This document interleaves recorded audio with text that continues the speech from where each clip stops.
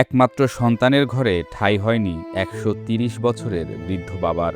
নিজের সর্বস্ব দিয়ে যে ছেলেকে লালন পালন করেছিলেন মুয়াজ্জিন পিতা, আজ সেই ছেলের কাছেই তিনি অবহেলার বোঝা। ছেলে বাদ দেয় না, খোঁজও নেয় না। বৃদ্ধ বাবার কান্নায় আকাশ বাতাস ভারী হলেও মন গলেনি ছেলের। নিজের এই করুণ পরিণতি দেখার জন্য কোনো বাবার কি পূর্ব প্রস্তুতি থাকে? জীবন সায়ান্নে দাঁড়িয়ে ছেলের ঘর থেকে বিতাড়িত মুয়াজ্জিন তসিমউদ্দিন এখন শুধু ফ্যাল করে চেয়ে থাকেন পথের দিকে। মনে হয় আদরের সন্তান এসে বাবাকে বাড়ি নিয়ে যাবে। দিনের পর দিন সন্তানের জন্য এই অপেক্ষার কাছে হার মেনেছে মৃত্যুর অপেক্ষাও। এই লোকটা কাম করতো এবারে কাম করতো করলি পরে তারপর সাওয়াল ফল এখন বৃদ্ধ হয়ে গেছে, ওকে বাড়তেন টাড়িয়ে দিয়েছে। এই জায়গাটা আসে লয়েছে, তার জীবন যাপন চলাচ্ছে। এরা মানুষ না অন্য কিছু? দীর্ঘ ৫২ বছর মসজিদের মুয়াজ্জিনের দায়িত্ব পালন করলেও জীবনের শেষ বেলায় এসে তসিমউদ্দিন প্রামাণিক হাবুডুবু খাচ্ছেন আদরের সন্তান রায়হানের অবহেলার সমুদ্রে। একমাত্র ছেলের ঘর থেকে বিতাড়িত হয়ে এখন অন্যের বারান্দায় দাক্ষিণ্যের জীবন কাটছে শতবর্ষী বৃদ্ধের।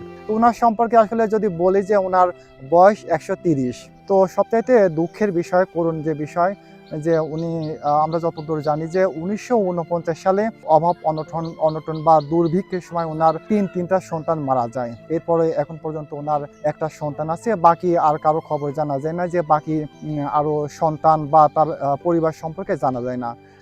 তার কিন্তু মাজা বাঁকা, অর্থাৎ তিনি সোজা হয়ে দাঁড়াতে পারেন না। আর এই বয়সে তিনি সোজা হয়ে দাঁড়াতে পারবেন না, এটাই কিন্তু স্বাভাবিক। ওনার যে সন্তান তাকে দেখাশোনা করে না। মানুষকে ভরণ পোষণের দায়িত্ব এই যুগে এসে এটা বলা যায় যে একটা কঠিন দায়িত্ব। যে বয়সে থাকার কথা যত্ন আর ভালোবাসায়, সেই বয়সেই কাঁদতে কাঁদতে চোখ ঝাপসা হয়ে আসে বৃদ্ধ তসিমউদ্দিনের। দীর্ঘ ৫২ বছর আল্লাহর ঘরে আজান দিয়েছেন যিনি, তিনি আজ এক থালা গরম ভাতের অনিশ্চয়তায় জীবন কাটাচ্ছেন। এই করুণ উপাখ্যান আমাদের ঘুণে ধরা সমাজের মূর্ত প্রতিচ্ছবি। আমি ডাইন পাও নামাইছি বাজান রে, বেটা কয় যে তোমার পাও যে নেই সীমানায় না নাবে।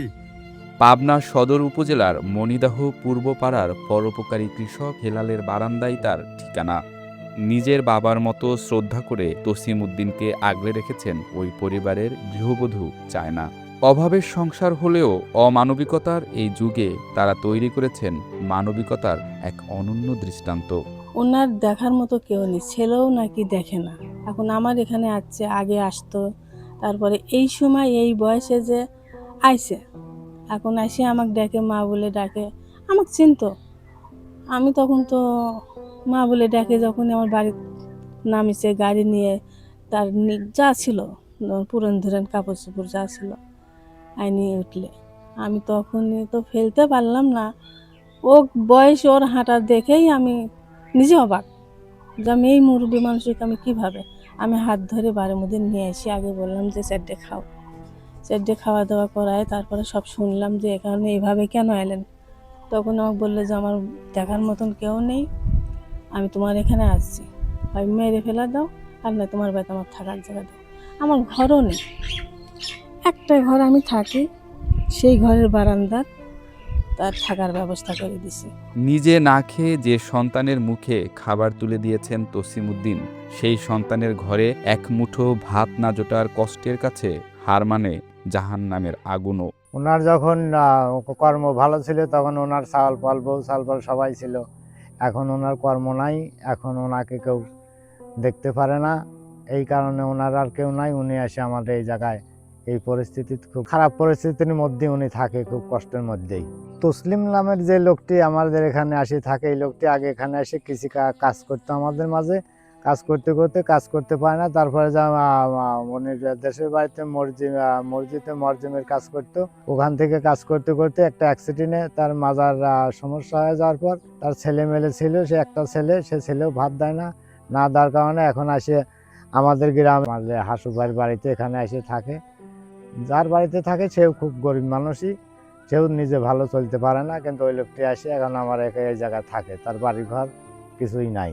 ভাঙা হাড়ের যন্ত্রণা আর বুক ভরা অভিমান নিয়ে আকাশের দিকে চেয়ে থাকেন তসিমউদ্দিন। ১৩ দশকের এই দীর্ঘ পথ চলা কি এভাবেই শেষ হবে? পৃথিবীর সব বাবার পরিণতি যেন এমন না হয় কাঁদতে কাঁদতে খোদার কাছে এতটুকুই চাওয়া তসিম উদ্দিনের। নাউজুবিল্লাহ, ছেলের কথা বাজার মাপ চাই, তোর পায়ে ধর ইয়ার কষ্টি পুড়িয়ে যায় রে, কল যে পুড়িয়ে যায়।